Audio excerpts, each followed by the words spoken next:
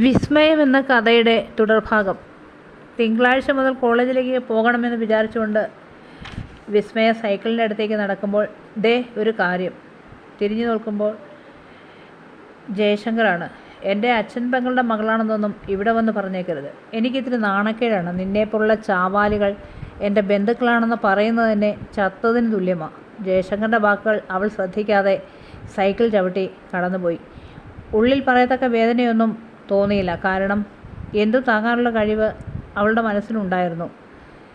പോകും വഴി മുഴുവൻ വിസ്മയെ ചിന്തിച്ചത് പുസ്തകവും ബുക്കും വാങ്ങിക്കുന്നതിനെക്കുറിച്ചും കുടുംബകാര്യങ്ങളെക്കുറിച്ചുമൊക്കെയാണ്. വഴിയിൽ വെച്ച് വാസുദേവനെ കണ്ടു. പോയ കാര്യങ്ങളെല്ലാം വാസുദേവനോട് പറഞ്ഞു. വീട്ടിൽ ചെന്ന് കണക്ക് കൂട്ടിയും കിഴിച്ചു നോക്കി. അല്പം മിച്ചം വെച്ച കാശുണ്ട് കയ്യിൽ. ഒരത്യാവശ്യം വന്നാൽ ആരുടെ മുൻപിലും കൈനീട്ടാതിരിക്കാൻ സ്വരുക്കൂട്ടി വെച്ചതാണ്. പിന്നീടുള്ള വസ്ത്രം അലക്കി വെയിലത്തിട്ടു. അല്പനേരം ആലോചനയിലാണ്ടു. നാളെ മുതൽ കുറച്ചുകൂടി നേരത്തെ എഴുന്നേറ്റ് കാര്യങ്ങളെല്ലാം ചെയ്യണം. അപ്പോഴാണ് ഓർത്ത് അല്പം തേങ്ങയിടാനുണ്ടെന്നുള്ള കാര്യം. അവധിക്കാലത്ത് കുറച്ചുനാൾ സൗജന്യമായി തെങ്ങ് കയറാൻ പരിശീലിപ്പിക്കുന്ന ക്ലാസ്സിൽ പങ്കെടുത്തിരുന്നു. അതുകൊണ്ട് ഒരു ഗുണമുണ്ടായി. തെങ്ങ് കയറാനും പഠിച്ചു. അതിനുള്ള ഉപകരണവും സൗജന്യമായി കിട്ടി. ആരെയും ആശ്രയിക്കാതെ തേങ്ങയിടാൻ തനിക്ക് സാധിക്കും.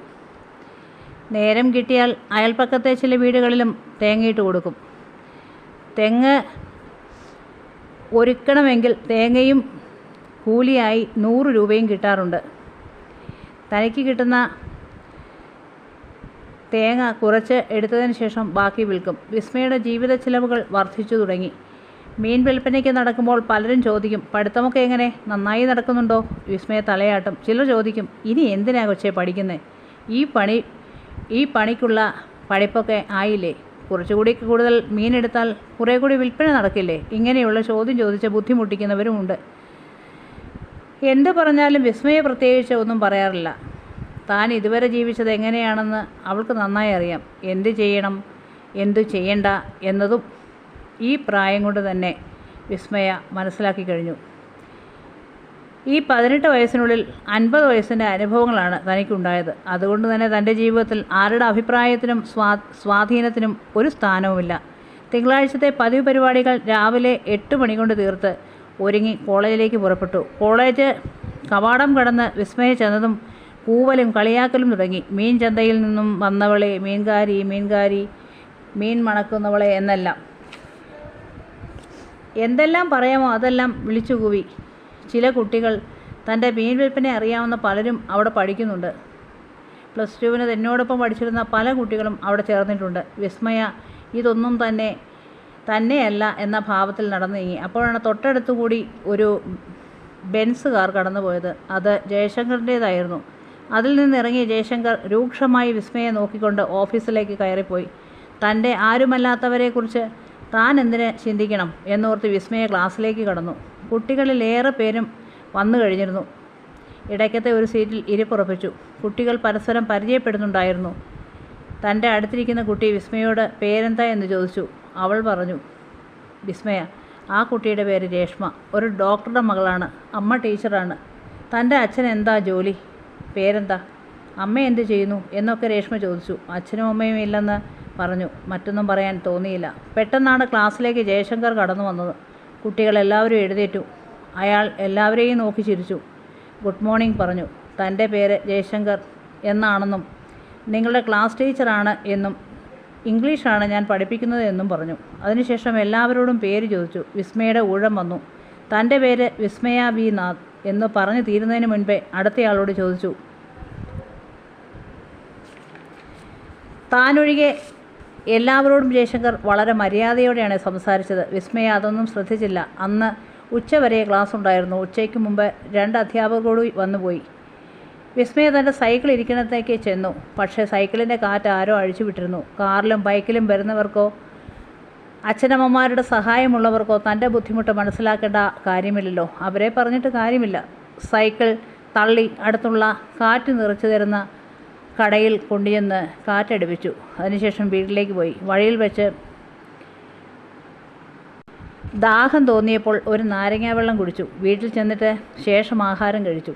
അപ്പോഴാണ് തൻ്റെ പുസ്തകം വാങ്ങുന്നതിനെക്കുറിച്ച് ഓർത്തത്. അധ്യാപകർ തന്ന ലിസ്റ്റും പ്രകാരമുള്ള പുസ്തകം തൻ്റെ അടുത്തുള്ള ഒരു കുട്ടിയുടെ കൈവശമുണ്ട്. അവരുടെ വീട്ടിൽ ചെന്ന് ചോദിക്കാം. വിസ്മയുടെ വീട്ടിൽ നിന്നും അല്പം അകലെയാണ് അവർ താമസിക്കുന്നത്. വിസ്മയ സൈക്കിളുമായി ഇറങ്ങി അവരുടെ വീട്ടിൽ ചെന്നു.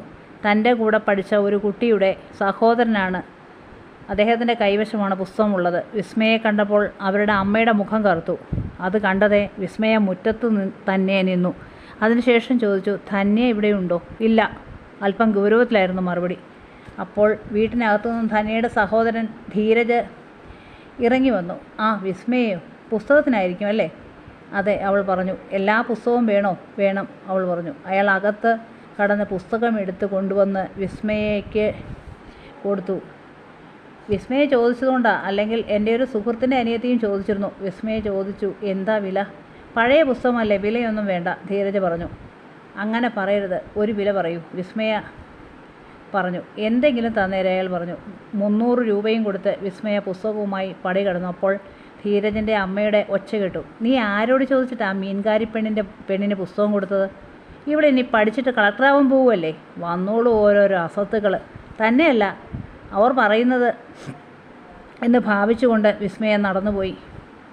പകുതി വിലയ്ക്ക് പുസ്തകം കിട്ടിവല്ലോ എന്ന് കരുതിയാണ് വിസ്മയ അവർ പറയുന്ന മുഴുവൻ കേട്ടത്.